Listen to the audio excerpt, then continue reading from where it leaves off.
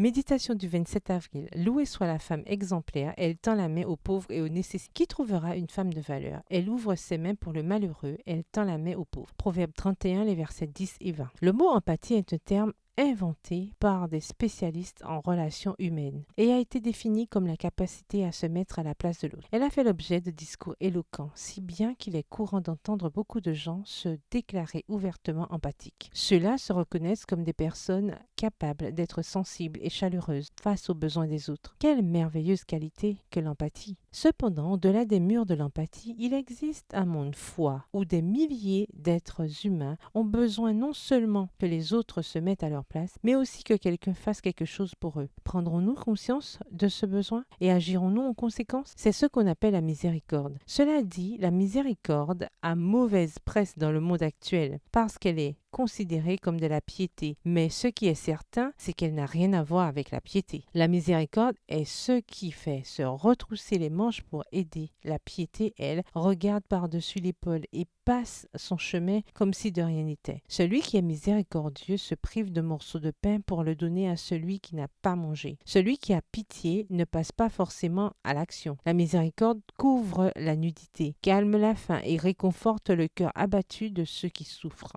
La miséricorde est l'empathie en action et c'est ce que Dieu attend de vous et de moi. Nous vivons dans une société d'accumulateurs où le mot d'ordre est avoir toujours plus. Pour notre part, nous devons être des femmes dont le souci n'est pas d'avoir, mais d'être. D'être empathique, miséricordieuse, de celles qui se retroussent les manches et tendent la main aux pauvres et aux nécessiteux. Et non seulement aux nécessiteux sur le plan matériel, mais aussi sur le plan des besoins spirituels et émotionnels. Donner offre des avantages de deux façons. Nous répondons aux besoins du prochain d'une part et éprouvons la joie de partager avec les autres les bénédictions que nous recevons de Dieu d'autre part, générant en nous la reconnaissance qui est l'ingrédient fondamental du bonheur. Aujourd'hui est un bon jour pour tendre la main aux nécessiteux, en commençant d'abord avec les personnes qui se trouvent sous votre toit. Bonne journée, que l'Éternel vous bénisse.